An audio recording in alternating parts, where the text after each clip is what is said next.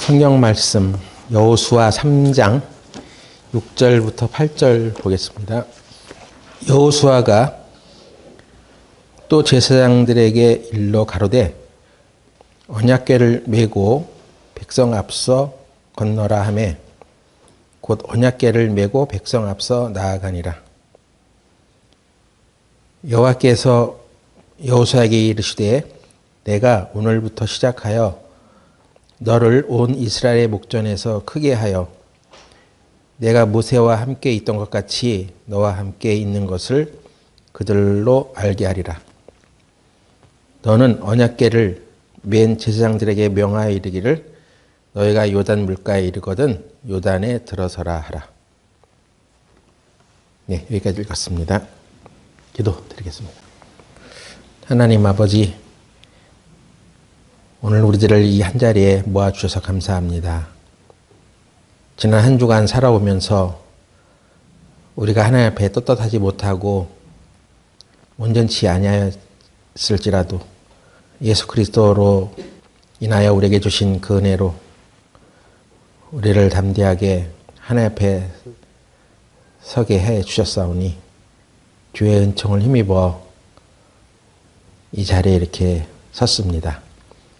오늘 이 시간 우리들에게 주시는 말씀으로 우리의 심령을 새롭게 해주시고 또 하나님께서 약속하신 그 말씀을 따라 사는 행복에 대하여 더 잘 알 수 있도록 인도하여 주시옵소서.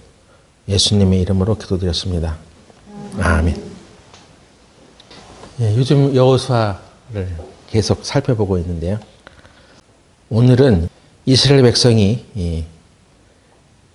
요단강을 건너는 장면을 살펴보려고 하는데 요단강이 갈라진 이유가 구체적으로 무엇 때문인지 살펴보려고 하는 것입니다.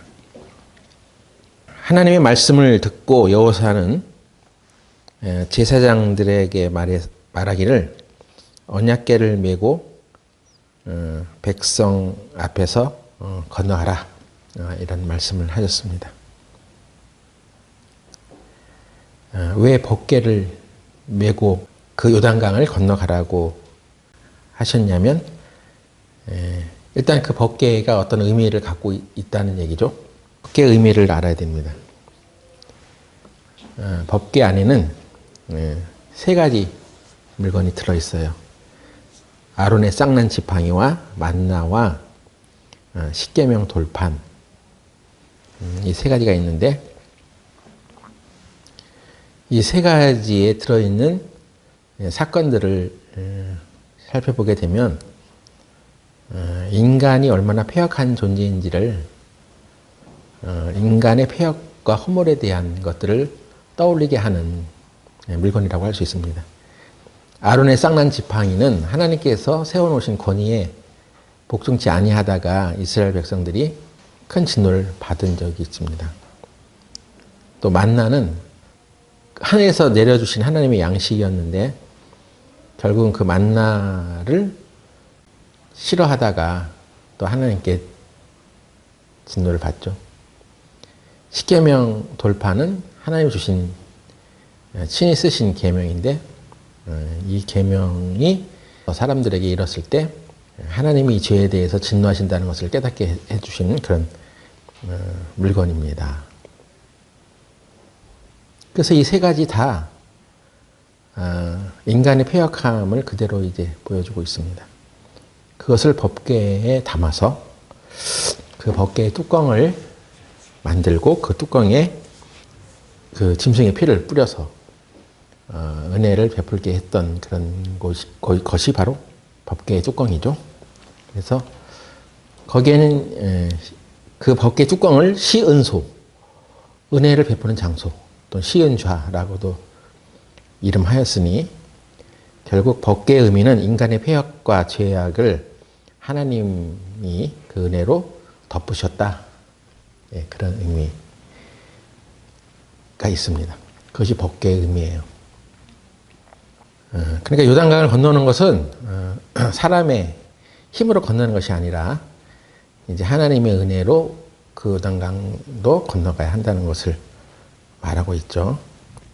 여호수아 3장 9절에 보시면 여호수아가 이스라엘 자손에게 이르되 이리 와서 너희 하나님 여호와의 말씀을 들으라 하고 또 말하되 사시는 하나님이 너희 가운데 계시사 가나안 족속과 헷 족속과 히위 족속과 브리스 족속과 길가스 족속과 아모리 족속과 여부스 족속을 너희 앞에서 정령이 쫓아내실 줄을 이 일로 너희가 알리라. 그러니까 법궤를 메고 제사장이 그걸 메고 들어가서 요단강을 건너는 것이 그것이 이 일이라는 거죠. 이 일로 이것으로 하나님께서 가나안의 7 족속을 다 몰아내실 줄을 너희가 알 것이다. 알리라 한 거죠. 그러니까 이스라엘 백성들이 법궤를 메고 이스라엘 땅으로 들어가는 것 그리고 요단강을 건너는 것을 통해서 하나님께서 이걸 알아라. 이걸 알려주고 싶어 하는 것이 있다. 그거죠. 네? 그러니까 이게 어떤 그냥 요단강을 건너서 들어가는 어떤 행사가 아니라는 거예요. 지금 여기에는 엄청난 영적인 의미가 있다. 이걸 통해서 알아라 하는 얘기죠. 이것은 우리에게 신앙생활을 이제 어떻게 해나가야 하는지를 알려주는 어떤 핵심적인 이야기라고 할 수 있습니다. 요단강은 요단이라는 뜻은 잠긴다는 뜻이에요. 히브리어로. 그리고 이 요단강을 법궤를 메고 가는 그것으로 인해서 이것을 알아라 하는 얘기 가운데 첫 번째는 요단강 건널 때 물이 그치거든요. 위에서부터 상류에서 내려오던 그 물이 아담읍 변방이라는 곳에서부터 쌓이기 시작해가지고 거기서 물이 그쳐서 이스라엘 백성들이 요단강을 건너가게 되는데 아담 때부터 내려왔던 그런 우리 저주의 굴레들을 하나님께서 벗겨내시고 이제 우리에게 구원의 은혜를 베풀어 주신다는 그런 의미가 있다고 우리가 배워왔습니다. 그래서 이렇게 물이 그치게 된 것, 그런 영적인 의미들이 이렇게 우리가 하나님의 은혜로 구원을 받게 된 것이 누구의 일로 인해서 그렇게 된 거냐 하는 거예요. 그게 바로 하나님의 은혜다 이것입니다.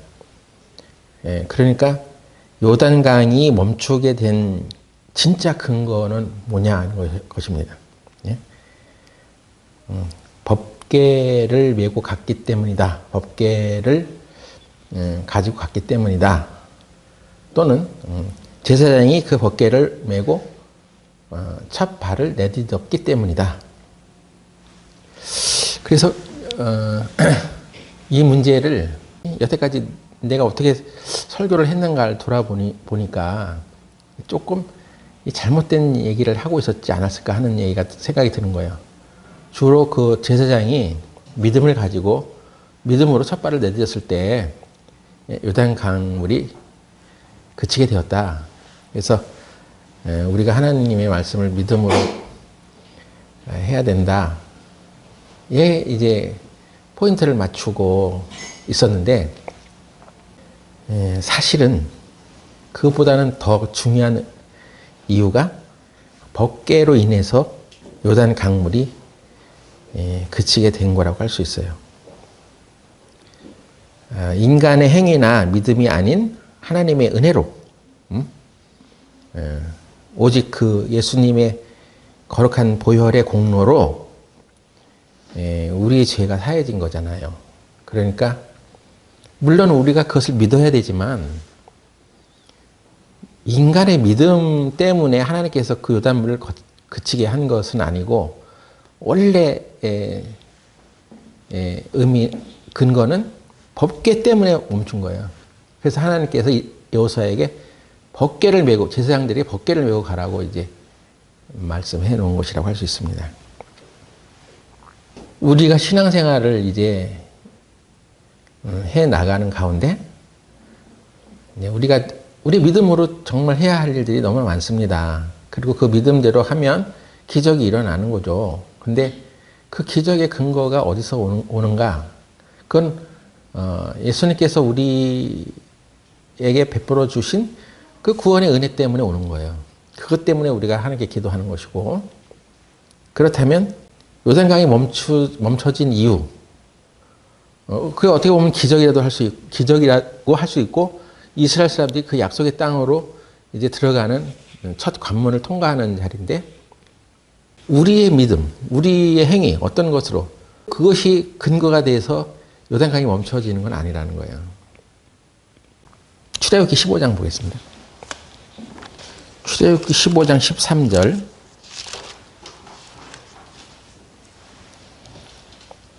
주께서 그 구속하신 백성을 은혜로 인도하시되 주의 힘으로 그들을 주의 선결한 처소에 들어가게 하시나이다. 하나님께서 그 구속하신 백성을 무엇으로 인도하신다고 하셨냐면 은혜로 인도하신다. 그리고 주의 힘으로 그들을 주의 선결한 처소에 들어가게 하시나이다.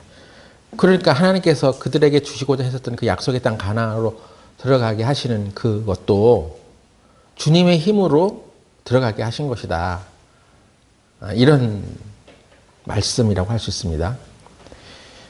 이 출애굽기 15장은 지금 홍해를 건너고 나서 모세와 그 이스라엘 자손이 이 노래로 하나님을 찬양하는 그런 대목이거든요. 근데 거기에 이 미래에 들어갈 가나안 땅에 관한 얘기도 함께 이제 포함이 되어 있는 거죠. 주님께서 이스라엘 백성들을 은혜로 인도하셨다. 너희들의 힘으로, 너희들의 계획과 너희들의 의견으로 이렇게 된 게 아니야. 우리의 의견이 있을 수 있고 하나님의 의견이 있을 수 있습니다. 근데 하나님의 의견을 영광이라고 말하는 거예요. 이 세상에 여러 가지 의견들이 있어. 뭐 그 의견들이 좋은 의견도 있고 별로 좋지 않은 의견도 있을 수 있어. 근데 하나님의 의견을 그걸 영광이라고 말해요. 영광의 본질적인 의미가 그거예요. 하나님의 의견. 하나님이 보시기에 좋았더라 하는 것입니다.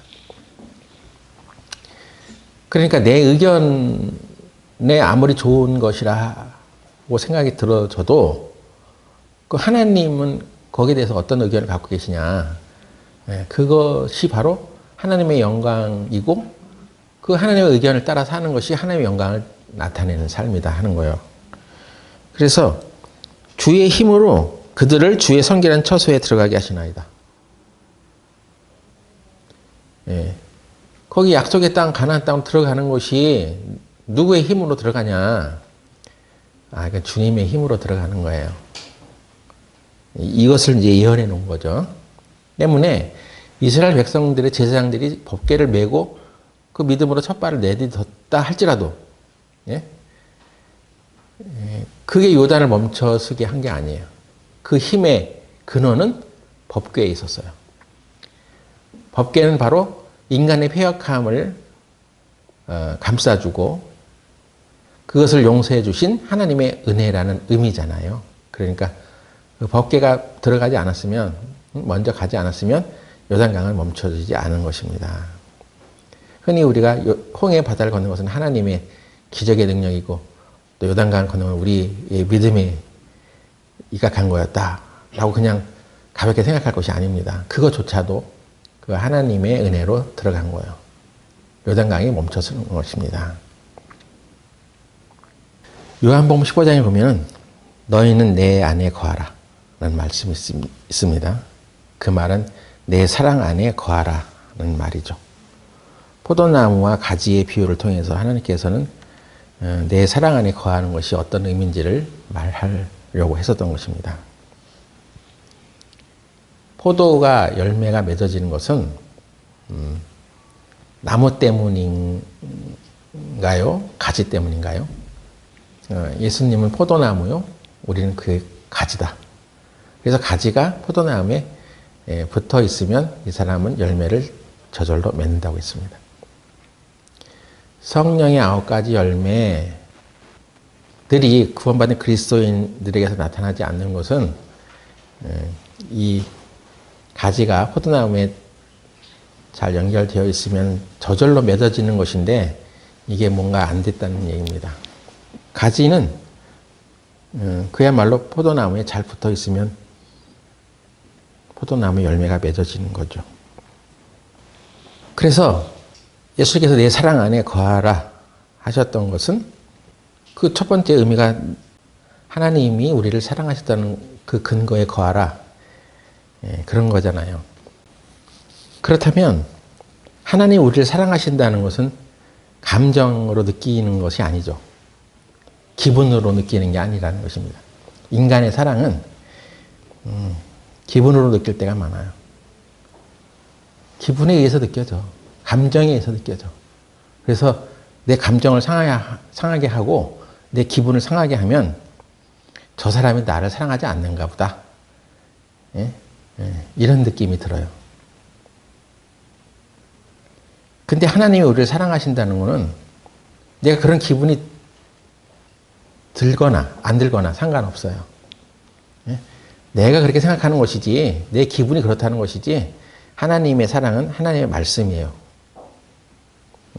하나님의 말씀에 하나님께서 우리를 사랑하신다는 그 말씀을 내가 받아들이고 그 안에 거하는 것이에요.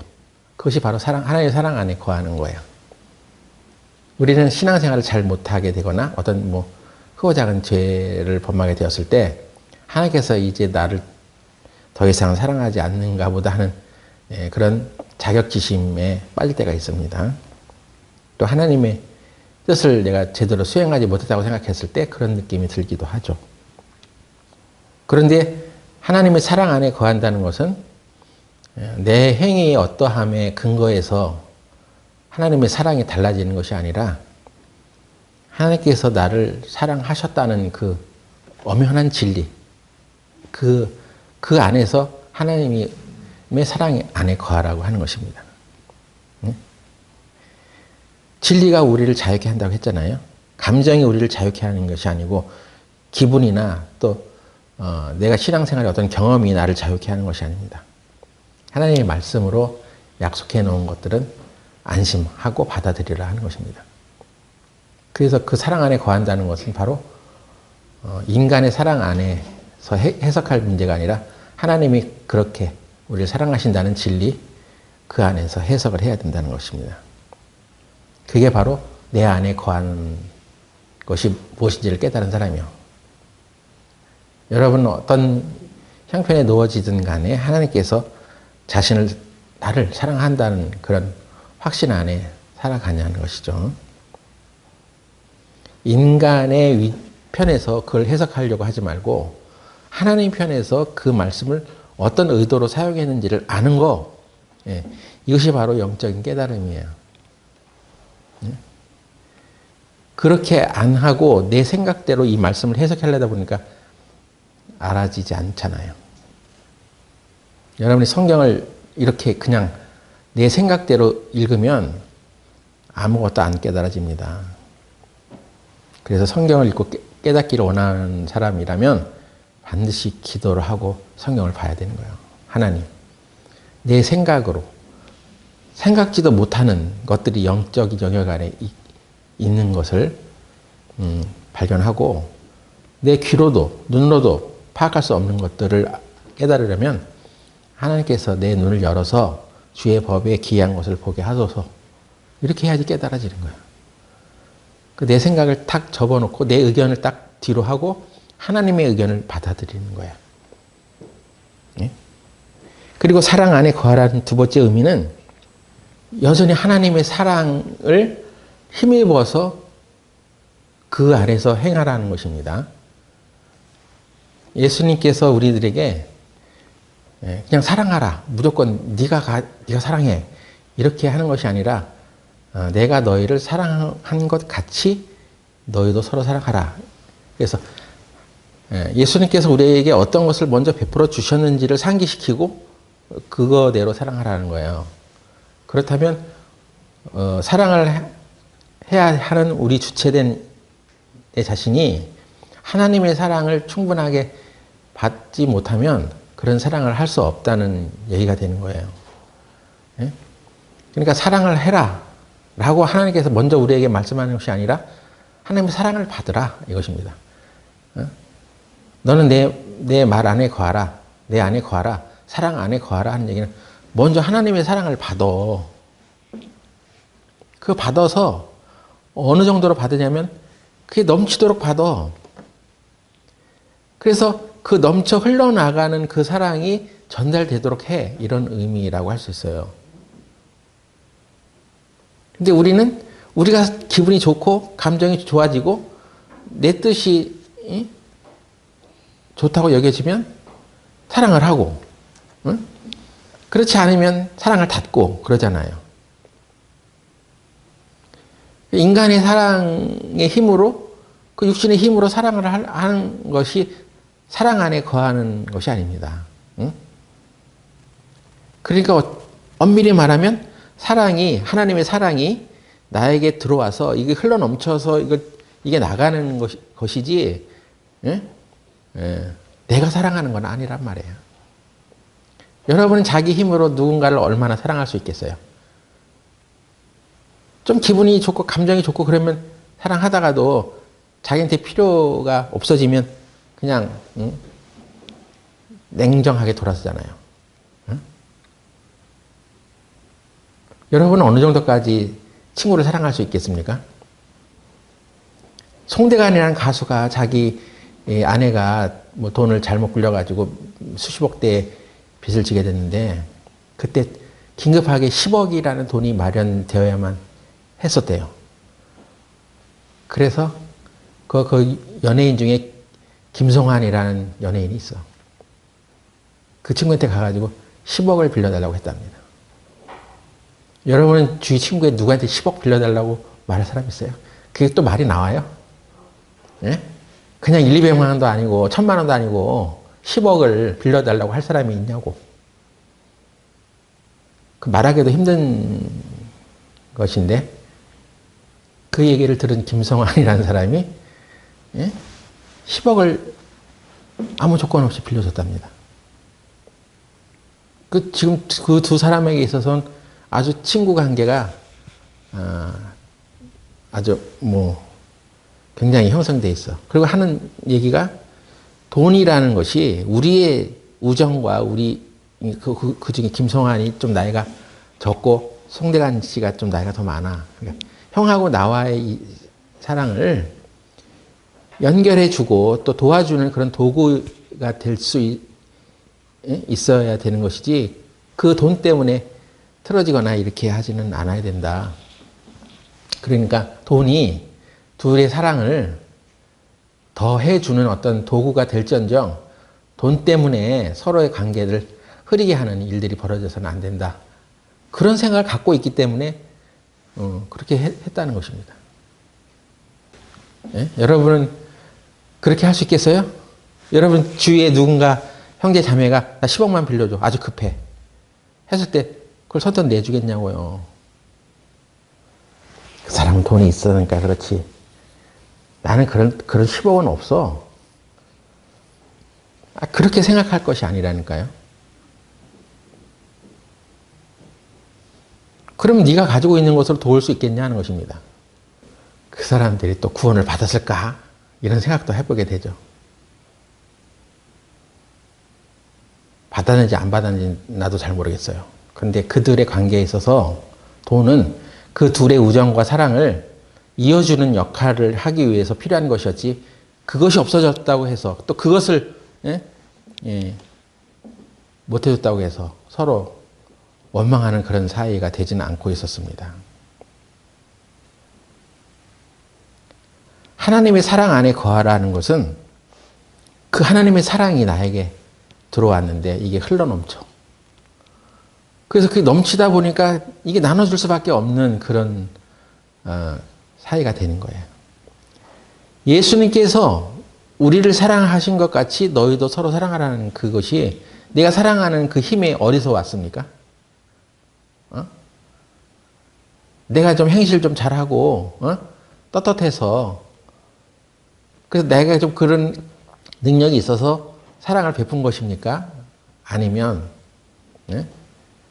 하나님의 사랑이 나를 감동시켜서 이게 차고 넘쳐서 그렇게 할 수밖에 없었던 사랑이라는 것이냐 하는 것이죠.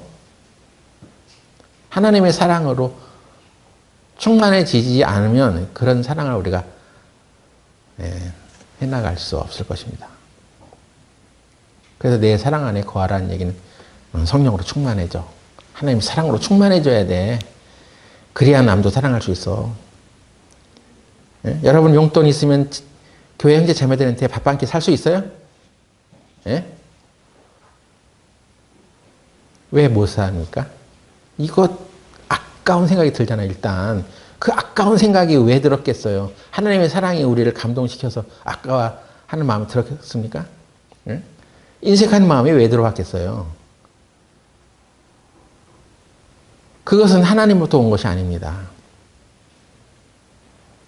나는 하나님부터 온 사랑을 너무나 많이 받았기 때문에 이게 흘러넘쳐 차고 넘쳐서 이것이 아깝지 않아. 왜? 나는 항상 차 있으니까. 이게 흘러넘쳐서 나가는 사랑이 돼야지. 그래서 우리가 신앙생활 하는 것도 우리가 하나님의 은혜로 한다는 얘기가 그냥 가볍게 생각할 일이 아닙니다. 네? 이스라엘 백성들이 요단강을 건넜어. 근데 하나님께서는 법궤를 메고 들어가라고 했어. 그 법궤는 너의 패역함과 인간의 죄를 감싸주고 덮어주신 하나님의 은혜야. 어? 그것에 입각해서 그것을 우리가 존중하고 그것을 믿고 나아갔을 때 그 힘에 의해서 요단강이 열린 거야. 요단강이 멈춰진 거야. 그러니까 엄청 중요한 의미가 거기 들어있는 거예요. 법궤는 인간이 메고 가고 있지만 네가 법궤를 메는 그 힘 때문에 요단강이 멈춰지는 건 아니요. 기적이 일어나는 건 아니요. 근데 우리는 신앙생활 하면서 하나님의 사랑으로 구원을 받고 나서부터 그러니까 우리가 사랑을 해야지. 우리 어떤 능력으로 나오는 어떤 사랑의 힘으로 뭔가를 하려고 한다는 것입니다.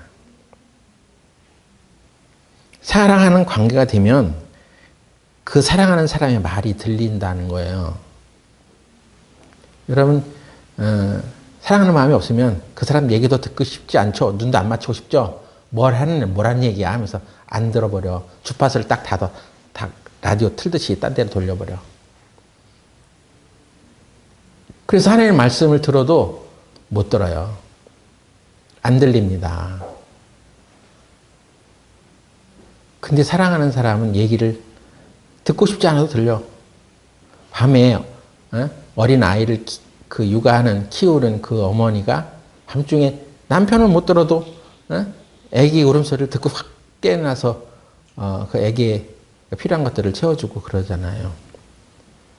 어떻게 들어 하여튼 온 신경이 거기 가 있어. 잠자는 중에도 아기한테 가 있죠.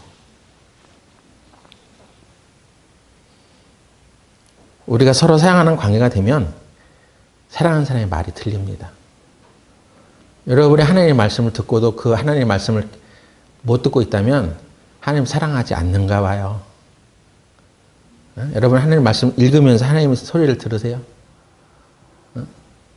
우린 지금 청년회에서 그런 훈련을 하려고 하는 것입니다. 하나님의 말씀을 들을 때까지 성경 읽으라고. 그럼 한 번 읽어서 못 듣겠죠. 성경 한 번 읽고 나서 거기서 하나님의 음성을 자기가 들을 수 있어? 한 번 빠르게 읽고 나 한 번 읽었어 하고 아무 생각 없이 있다 보면 못 듣는 거죠.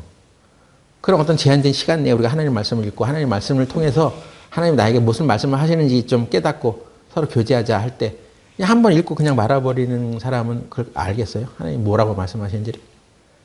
그 제한된 시간이라고 할지라도 계속 꾸준히 상고하고 묵상하면서 도대체 무슨 말을 하는 거야? 처음에는 그 낱말 뜻을 몰라서 그럴 수도 있어. 예? 여기 이 개혁 성경은 한글 개혁 성경은 어려운 한자로 구성되어 있기 때문에 한 번 읽어가지고는 이게 제대로 못 알아들을 수가 있어. 특히 젊은 세대들은 한자에 약하기 때문에 잘 못 알아들을 수 있습니다. 그럼 계속 그 뜻이 무엇인지 먼저 파악하고 또 이게 전체 문맥 속에서 무슨 말을 하는 건지 내 현재 상황에서 뭐라고 말씀하시는지를 거기까지 가야 되는데 한두 번 읽어가고 되겠냐 말이에요. 꾸준히 집중해서 그 시간 동안에 살피고 있어야지 아 하나님께서 지금 나에게 이런 말씀 하시는구나. 지금 나보고 이렇게 말씀하시는구나 하는 것들을 알 수 있습니다. 여러분이 하나님 사랑하지 않으면 하나님이 말씀하시는 것을 못 듣죠. 안 듣죠? 들을 생각이 없죠. 하나님보다 세상이 더 좋은데 왜 그것이 들리겠어요? 사랑하는 관계라면 사랑을 해라 해서 하는 거예요. 예? 옆에서 제3자가 너는 저 사람을 사랑해. 그 사랑해라 해서 사랑을 하는 거예요. 그런 거 아니잖아요. 사랑하는 사람과 만나는데 시간을 두고 만납니까? 딱 2시간만 만나. 일주일에 딱 2시간만. 예? 수요일 날, 일요일 날 딱 집에 참석하는 것만으로도 난 하나님 사랑하는 사람이야. 라고 단정할 수 있겠어요? 왜 초대교회 성도들이 달마다 성전이나 집에서 모이고 서로 떡을 떼고 교제하고 그냥 맨날 교회 나오는 듯한 인상을 주는데도 그들이 왜 그렇게 살아갈 수 있었겠습니까? 예? 사랑하는 사람 만나는 게 이렇게 힘이 드세요? 예? 구원받고 교회 좀 나오려고 하니까 교회 나오는 게 너무 힘들어. 그래서 교회 안 나와버리는 거예요. 그게 하나님 사랑하는 관계는 아니잖아요. 사랑하는 사람한테 돈을 제한하세요? 이거 이상은 쓰면 안 돼. 아니, 사랑하는 사람에게 그렇게 하겠냐고요. 예? 사랑하는 관계라면 그의 말이 들리고 시간을 제한하지 않고 돈을 제한하지 않습니다. 너희가 내 사랑 안에 거하라는 얘기는 너의 사랑을 넘쳐나는 하나님의 사랑으로 채워 그 사랑을 받으면 그것이 넘쳐나서 이렇게 흘러가 하는 것입니다. 법궤를 왜 메고 가라고 하는 의미를 알겠죠? 우리 신앙생활의 모든 기초, 출발은 하나님의 은혜였어요. 그것이 충만해졌을 때 그게 그 흐름을 타고 나간 것입니다. 복음을 전하는 것이 왕성해진 것도 그들 안에 넘치는 사랑으로 이것을 전하지 않으면 저 친구들은 지옥을 가기 때문에 그게 안타까운 거죠. 여러분 친구들 만나서 여행도 다니고 잘 사귀고 있는데 너 교회 다녀? 구원 받았어? 이런 거 물어보세요. 아니 그들도 그냥 기독교라는 틀을 갖고 있고 교회 생활을 잘하고 있으니까 나는 친구의 관계로 그냥 즐겁게 재밌게 놀 뿐이고 그들의 구원에 대해서는 내가 말할 필요가 없어. 이렇게 생각하고 지내면 안 되죠. 그만큼 하나님의 사랑이 우리를 감동하지 않기 때문에 그건 필요 없는 거야. 말할 필요가 없어. 인간적으로 어떤 선을 베풀고 도와줄 수는 있지는 모르지만 이 영원의 사랑에 대해서는 가르쳐주지 않고 전하지도 않아. 그게 충만하지 않은데 어떻게 전하겠어요? 응? 그러니까 교회 다니는 사람한테 너도 그냥 교회 다니니까 네가 알아서 하셔 이렇게 할 거 아니라 D.L. 무디라는 사람은 미국에서 그 전도할 때 거기는 웬만한 기독교 문화를 갖고 있어 다. 미국이라는 나라 자체가 기독교 문화가 있으니까. 그래서 이렇게 물어본다는 거. 당신 기독교인입니까? 그게 첫 전도의 출발이야. 그럼 상대방은 알죠. 나 그런 것에 대해서 관심이 없습니다. 라든가. 기독교인입니다.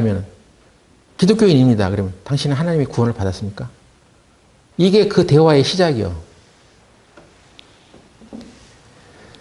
근데 그런 대화의 시작이라고 우리가 배웠어. 그래 전도의 방법을 다 배우고 그렇게 했다 할지라도 하나님의 사랑이 넘치지 않는데 어떻게 주변 친구들에게 그걸 전하겠어요? 예?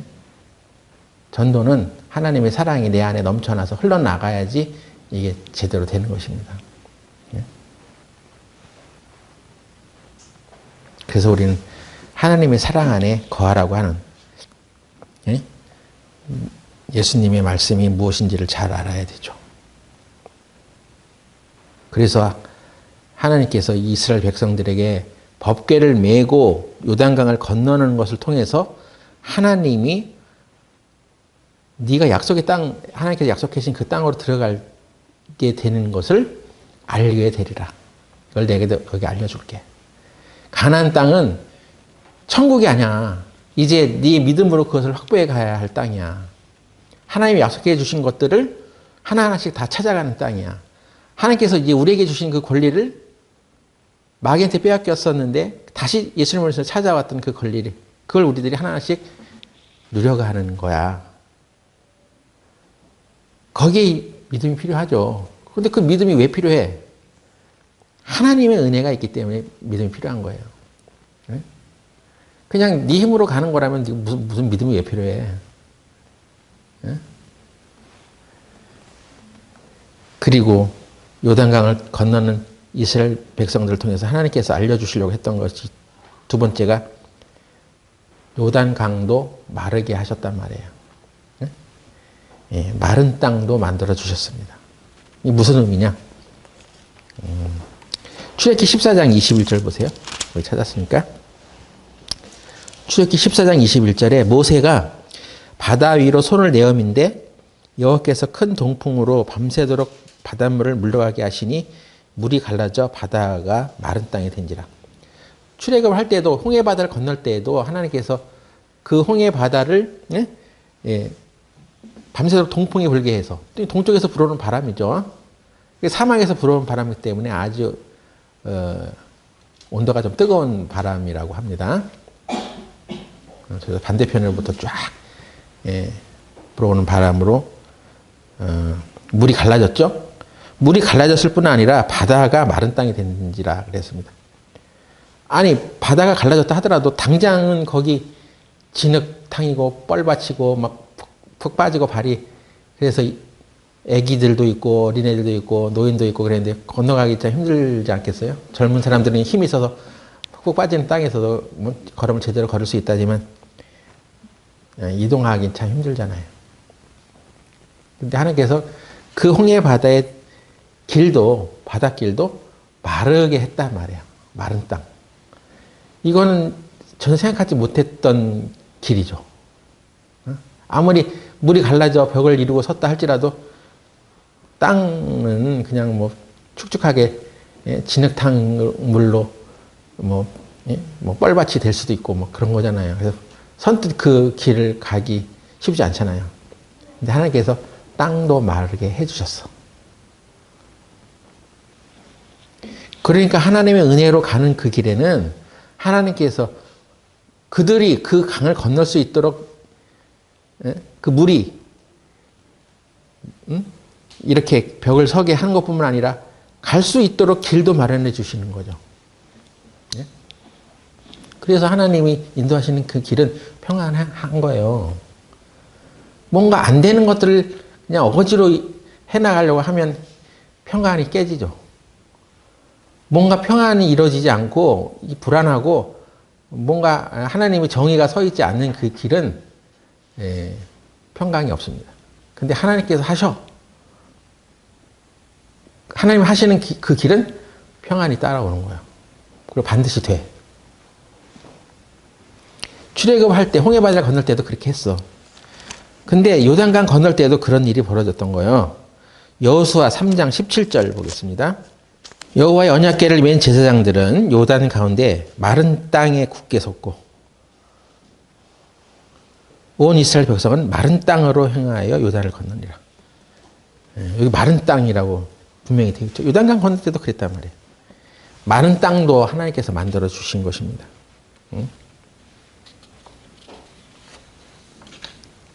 그러니까 법궤를 맨 제사장들의 믿음만이 아니죠. 그 믿음의 거기에 그 기초를 어디서 찾아야 되냐면 하나님께서 베풀어 주시는 은혜. 하나님께서 그 땅도 요단 강물이 멈추게 하고 이제 거기 건너야 되는데 그 땅도 마르게 해서 아주 이동하기 좋게 해주셨단 말이에요. 이것을 바로 히브리서에는 히브리서 10장 20절에 그 길은 우리를 위하여 휘장 가운데로 열어놓으신 새롭고 산 길이요. 휘장은 곧 저의 육체니라 하는 말씀이 있습니다. 새롭고 산 길이 열리는 거예요. 응? 새롭게 산 길을 내가 개척했어? 내가 그 땅을 마르게 했냐고요? 그게 아니잖아요. 우리에게는 새롭고 산 길이 열렸습니다. 이것은 새로운 길이다 말이에요. 그 전에 우리가 알아왔던 그런 과거의 율법, 종교, 구약의 뭔가 내가 열심히 해야지 하나님께서 나를 복 주신다는 그런 사상에서 벗어나서 이제 그런 길이 아니야. 이 길은 새로운 길이야. 그래서 새 포도주는 새 부대에 담으라고 했던 거예요. 낡은 생각, 나의 의견, 이거 이제 필요 없어. 이걸 하면 내 영광을 드러내는 일밖에 안 되는 거야. 여러분 의견 많지? 예? 의견 많잖아요. 내 의견에는 이것이 더 좋은 것 같아. 그렇게 보여질지라도 하나님이 하시는 말씀을 순종하는 그 훈련을 여러분은 요단강을 건너면서 배워야 하는 거예요. 예? 대체로 우리는 자기 의견을 굽히지 않으려고 해. 왜 그런지는 잘 모르겠어요. 예? 본인은 알겠지. 내 의견을 자꾸 주장하고 가는 사람들은. 그럼 내 의견이 더 낫다는 얘기는 결국 그 들어가면 교만이라는 거 아니야? 내 의견이 더 나아. 하나님의 의견보다. 하나님 그렇게 생각하십니까? 내가 왜 하나님의 의견을 꼭 따라야 됩니까? 난 내 의견이 있어요. 내 계획이 있다고요. 그런데 하나님께서는 우리를 위해서 새롭고 산 길을 열어놨어. 법궤가 없이 요단강을 건너는 거는 아무 의미가 없는 거야. 예? 자기 힘으로 뭐 뗏목 타고 가든가. 그러면 자기를 한 번도 내려놓은 적이 없어. 하나님의 말씀을 자꾸 어떻게 해야지 옳은 것인지를 알면서도 자꾸 순종하지 않으면 여러분 사울처럼 될 수 있습니다. 사울은 아말렉을 진멸하라고 하는 말을 자기 의견에는 그렇게 안 하는 것이 더 좋을 것 같아. 그래서 자기 의견 주장하고 살아가다가 하나님 앞에 버려짐을 당하는 거예요. 그래서 하나님께서는 이게 신앙생활의 출발이야. 우리에게는 새롭고 산 길이 있어. 그리고 거기는 산 길이라고 해서 살아있는 길. 그 길로 가면 살아. 그럼 여러분 지금 내가 죽고 못 살고 있는 상황에 있는데 여기 새롭고 산 길이 있어. 그럼 당장 그 길, 그래? 그 길을 어딘데? 그럼 나도 그 길로 갈 거야 하면서 그 길을 찾아서 가려고 해야 되지 않겠냐는 말이에요. 응? 근데 죽어가는 사람이, 죽을 위기에 놓인 사람이 산 길이 있다는데도 왜 그 산 길로 가지 않냐 말이에요. 여전히 자기 의견은 그 길은 산 길이 아니야. 어? 그 길 가봤자 무슨 산 길이 있어 거기에. 무슨 길이 열려. 내가 어떻게 살아나. 내가 어떻게 회복하냐고. 그렇게 생각하기 때문에 여전히 자기 의견에 갇혀있기 때문에 그 길을 찾지 않는 거죠. 우리에게 어떤 문제가 있든지 산 길이 있습니다. 그 길을 가면 살아. 그래서 그리스도인을 사는 것은 모든 것이 하나님의 은혜로 시작되었다는 것을 알고 하나님과 함께 사는 것입니다. 하나님과 함께. 자기 아들을 아끼지 아니하시고 우리 모든 사람을 위하여 내주신 이가 어찌 그 아들과 함께 모든 것을 우리에게 주시지 아니하겠느냐. 개역 성경에는 모든 것을 우리에게 은사로 주지 않겠느냐 하니까 은사? 교회 안에서 어떤 은사를 행하는 사람들에게 해당되는 얘기겠지 하고 또 가볍게 생각했단 말이에요. 근데 개역 개정에 보면 모든 것을 우리에게 주시지 않겠느냐. 이 산길로 가는데 하나님께서 내게 필요한 모든 것들을 구원받은 이후에도 내게 필요한 것들을 다 우리에게 주시지 않겠느냐 하는 거예요. 그래서 하나님께서 이스라엘 백성들을 법궤를 메고 그 땅을 건너가게 하신 그 일, 거기에 순종하고 걸어갔던 그 사람들을 통해서 그 주변의 가나안 땅 사람들을 벌벌 떨게 했던 것입니다. 여호수아 5장 1절. 요단 서편의 아모리 사람의 모든 왕과 해변의 가나안 사람의 모든 왕이 여호와께서 요단물을 이스라엘 자손들 앞에서 말리시고 우리를 건네셨음을 듣고 마음이 녹았고 이스라엘 자손들의 연고로 정신을 잃었더라. 그 가나안 땅 주변에 있는 사람들이 다 혼비백산했단 말이에요. 정신을 잃어버렸어. 어떻게 그렇게 그 요단 강물이 서고 하나님께서 그것을 말리시고 바닥을 말리셔서 바닥도 마른 땅이 되게 해서 저 사람들이 건넜냐. 그 소식을 듣고 깜짝 놀랐다는 얘기죠. 그러니까 여기 하나님의 은혜가 작동된 거 아니야. 하나님의 위대하심을 여기 가나안 땅 사람들이 본 거 아니에요. 아, 하나님이 저 일들을 하셨구나. 근데 우리는 우리 힘으로 그렇게 했어. 내가 말이야 교회에 몇십억을 헌금했고 땅을 바쳤고 그렇게 해서 이 교회가 선 거야. 사실 어떤 교회가 이렇게 세워지고 뭐 수양관이 세워지고 할 때 머릿돌 같은 데 이렇게 만들어 놓잖아요. 거기 보면 누가 이 땅을 기증해서 이렇게 되었다 적어 놓은 데도 있더라고. 우리 그 역사를 알 수 있을지 모르지만 그럼 그 사람이 영광을 받는 거 아니야. 하나님이 하신 것은 없어. 그냥 사람의 영광을 받고 그냥 끝내버리는 거야. 그러니까 그것을 조심해야 된다는 것입니다. 하나님이 그렇게 하신 거야. 네? 하나님이 그 사람을 감동시켜서 하나님의 사랑을 넘치게 해서 그 사람은 그것을 교회를 위해서 복음 전하는 데 쓰라고 쓰게 하려는 마음이 그냥 흘러 넘치는 것이 올바른 해석 아니겠어요? 네? 하나님이 이렇게 하시는구나.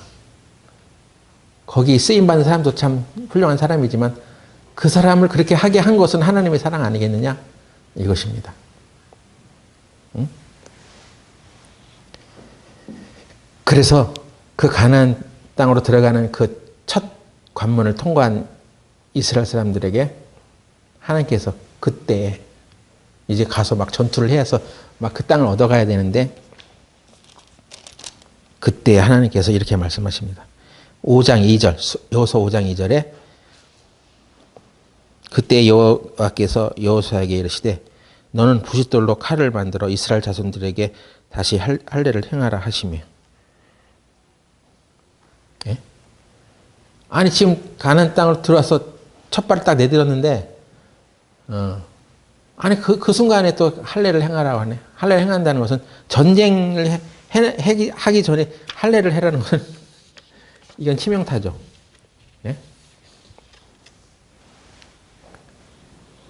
그래서 그 상처가 낫고 회복될 때까지는 전쟁을 못해. 옛날에 그 야곱도 야곱의 형제 중에 그 디나의 일로 레위 지파 그 사람들이 그 거짓 약속을 해가지고 그냥 할례를 받게 해가지고 가족 디나의 일로 인해서 원한을 다 품고 있다가 그냥 할례를 행하게 해가지고 다 죽여버렸잖아요. 응? 그러니까 이 전쟁을 앞두고 있는 사람들에게 할례를 이 민족 전체를 그냥 할례를 행하라 하는 것은 이때 가나안 족속들이 쳐들어오면 그냥 다 당하는 거야. 그 왜 하나님께서 전쟁을 앞두고 있는 민족에게 할례를 행하라 하셨냐 말이야. 할례의 의미는 뭐냐 말이야. 할례는 아브라함과 하나님께서 그 약속으로 하셨던 그 장면에서 출발합니다. 하나님께서 지금 가나안 땅을 앞두고 있는 정복을 하러 들어가기 직전에 바로 할례를 행하라 하신 이유가 여기 있는데 여호수아 5장 3절에 여호수아가 부싯돌로 칼을 만들어 할례산에서 이스라엘 자손들에게 할례를 행하니라. 여호와가 할례를 시행한 까닭은 이것이니 애굽에서 나온 모든 백성 중 남자 곧 모든 군사는 애굽에서 나온 후 광야 노중에서 죽었는데 그 나온 백성은 다 할례를 받았으나 오직 애굽에서 나온 후 광야 노중에서 난 자는 할례를 받지 못하였습니다. 뭐 이거 읽었는데 뭐 어쩌란 얘기야? 그냥 할례를 받지 못했기 때문에 할례를 해야 된다. 이거 아니야? 불신앙을 가지고 있었던 그 세대들이 다 죽었어. 그리고 그 후의 세대들의 이 광야 길에서 태어난 사람들은 할례를 받지 않았으니까 할례를 받으라는 거예요. 예? 그냥 뭐 할례를 받지 않았으니까 받으라는 것밖에 더 돼? 근데 왜 이런 의미를 쓰느냐면 할례 없이는 가나안 땅을 밟지 못한다는 얘기가 되는 거예요. 예? 가나안 땅은 할례 없이는 못 들어가. 이게 구약의 법이야. 구약에 그렇게 돼 있어. 그런데 이 할례는 왜 그러면 할례를 받은 사람만이 가나안 땅을 밟을 수 있다고 하시는 거냐 말이에요. 그럼 할례의 의미를 좀 알아야죠. 하나님께서 아브라함과 이 할례로 언약할 때 이런 일이 있었습니다. 하나님이 아브라함을 불러서 내가 이 땅을 너가 네 자손에게 주겠다. 아브라함이 내가 이 땅을 소유로 받은 것을 받을 것을 무엇으로 알겠습니까? 물어보죠. 아니, 이 땅을 어떤 확실한 근거가 있어요? 어떤 그 증표가 있어요? 내가 이 땅을 얻게 될 것을 어떻게 증거할 수 있어요? 증명할 수 있어요? 했을 때, 하나님께서 아브라함에게 이렇게 말씀했죠. 창세기 15장 8절 보겠습니다. 그가 가로되 주 여호와여 내가 이 땅으로 업을 삼을 줄을 무엇으로 알리까? 여호와께서 그에게 이르시되 나를 위하여 3년 된 암소와 3년 된 암염소와 3년 된 수양과 산비둘기와 쥐비둘기 새끼를 취할지니라. 아브라함이 그 모든 것을 취하여 그 중간을 쪼개고 그 쪼갠 것을 마주 대하여 놓고 그 새는 쪼개지 아니하였으며 솔개가 그 사체 위에 내릴 때에는 아브라함이 쫓았더라. 하나님 이 가나안 땅을 내게 주신다는 것을 내가 무엇으로 알겠습니까? 그러니까 하나님께서 쪼갠 재물을 취하라고 했죠. 자, 3년, 왜 하필 또 3년이고, 암소와 3년 된 암염소, 3년 된 수양, 산비둘기, 쥐비둘기. 취해가지고 딱 쪼개놔. 재물을 취해서 그 재물을 죽여. 그러니까 하나님께서 이것으로 약속을 하는 거예요. 너와 내가 지금 약속을 하는데, 내가 너에게 증표를 주는 게, 약속을 하는 것은 내가 너에게 이 땅을 기업으로 준다는 것을 어긴다면, 이건 그 대가는 죽음이야. 사실은 죽음을 건 약속을 한 거예요. 네가 죽든지 내가 죽든지. 네? 여러분 그런 약속 할 수 있어요? 이건 굉장한 약속이에요. 그 대가는, 그 약속은 재물의 죽음이야.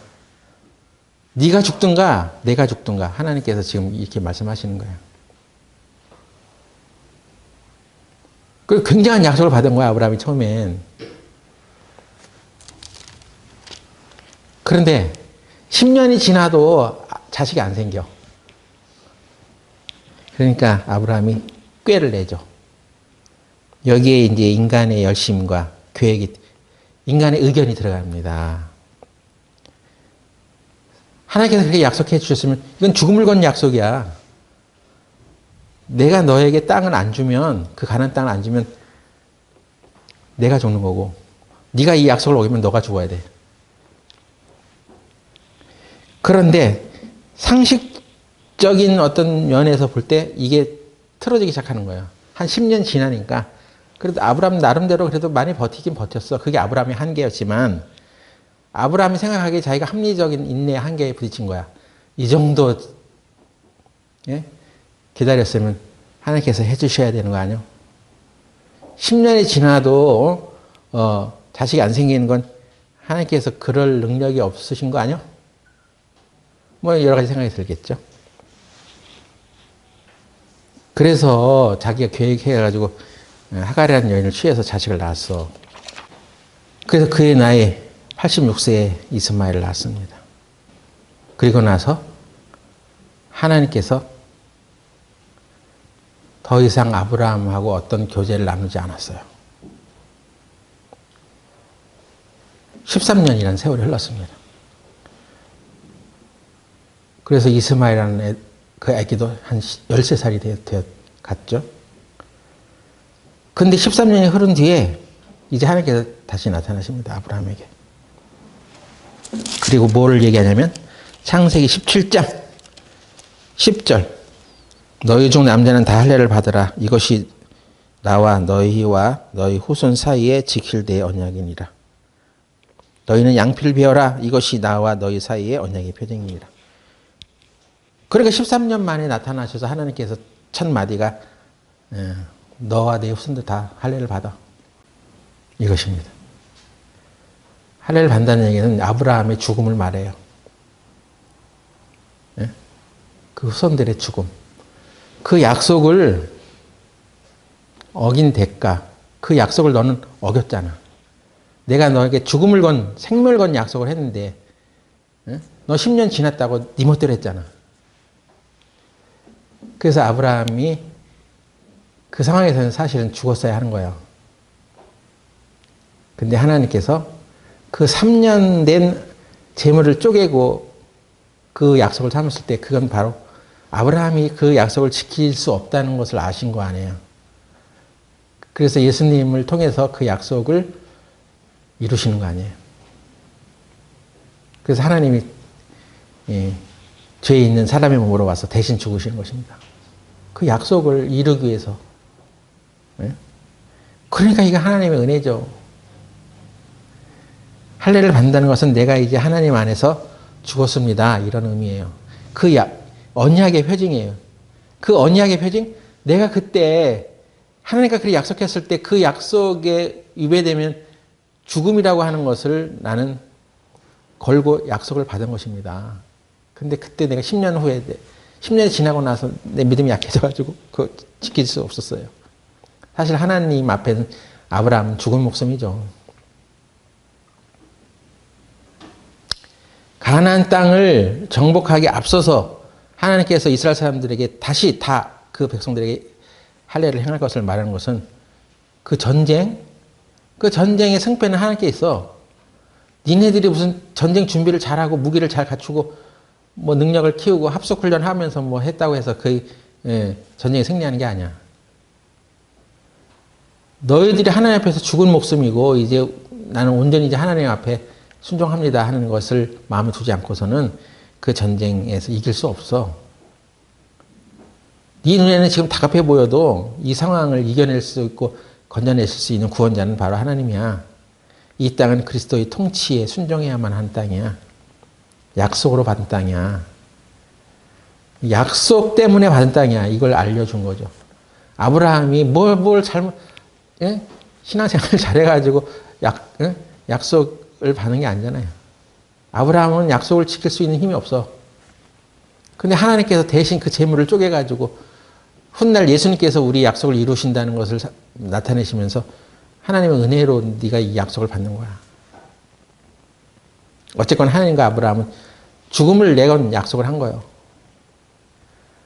예수님이 우리의 약속의 근거가 되는 것은 예수님께서 우리 대신 죽으셨기 때문에 우리가 그 가나안 땅으로 들어갈 수 있게 됐어. 이것과 일맥상통함이 있죠. 하나님의 은혜로 그가 대신 죽음으로 인해서 우리가 들어간 거야. 신명기에도 보면 그래서 8장 17절에 또 두렵고 한데 네가 마음에 이르기를 내 능과 내 손의 힘으로 내가 이 재물을 얻었다 할까 하노라. 네 힘으로 네가 재물을 얻는 게 아니야.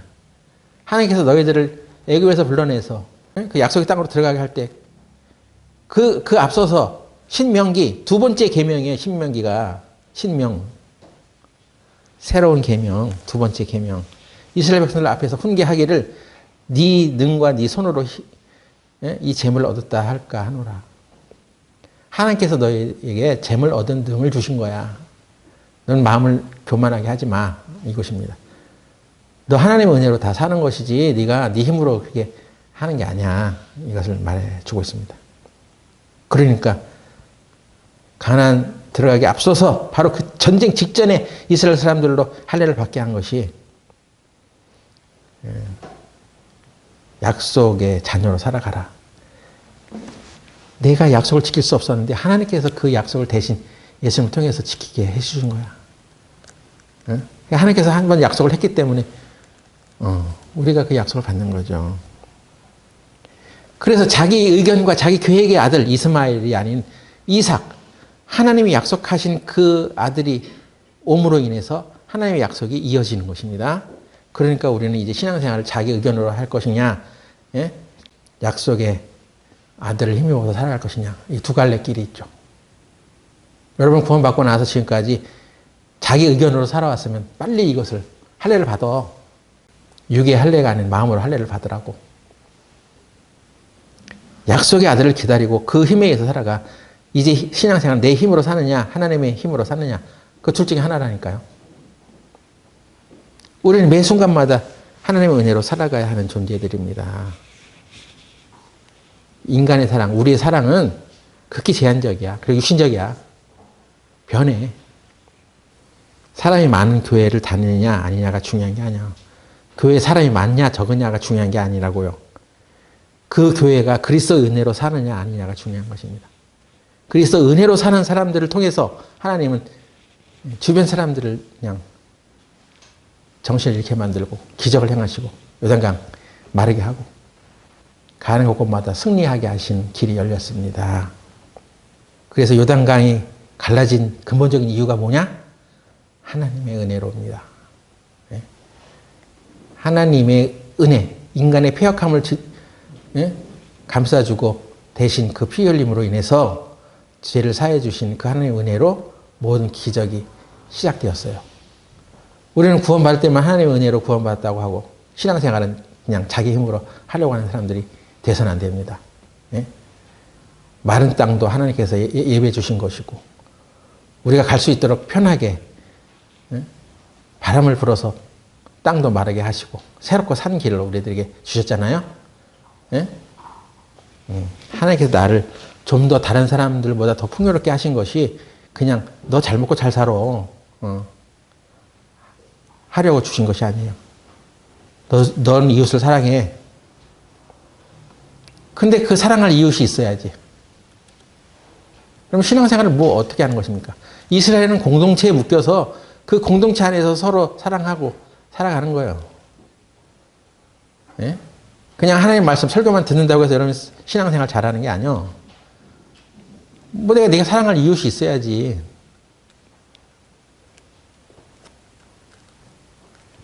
그러니까 하나님이 우리를 우리 가는 길을 다 마련하시고 우리가 갈 수 있도록 길도 마련해 주시는 분이 우리에게 있으니까 하나님의 말씀을 올바로 믿고 이제 살아가는 우리 교회가 되기를 바랍니다. 기도하고 마치겠습니다. 하나님, 우리는 이 패악한 세대 가운데서 구원을 받게 된 것이 우리의 힘이 아니고 우리의 지혜도 아니고 오직 하나님의 은혜라는 것을 압니다. 주께서 우리를 긍휼히 여겨주지 않았다면 또 그 약속을 이루어주지 않았다면 우리 힘으로는 하나님의 그 축복을 누려갈 수 없었습니다. 오늘 이 시간 내가 일어나 숨을 쉬고 살아가는 것도 하나님이 주시는 힘으로 살아간다는 것을 깊이 깨닫고 이스라엘 사람들이 요단을 건너오면서 하나님께서 가르쳐 주려고 했었던 교훈을 잘 배울 수 있도록 도와주시옵소서. 우리가 이제 신앙생활 하는 모든 것들을 하나님 은혜로 해나갈 수 있도록 도와주시옵소서. 예수님의 이름으로 기도드렸습니다. 아멘.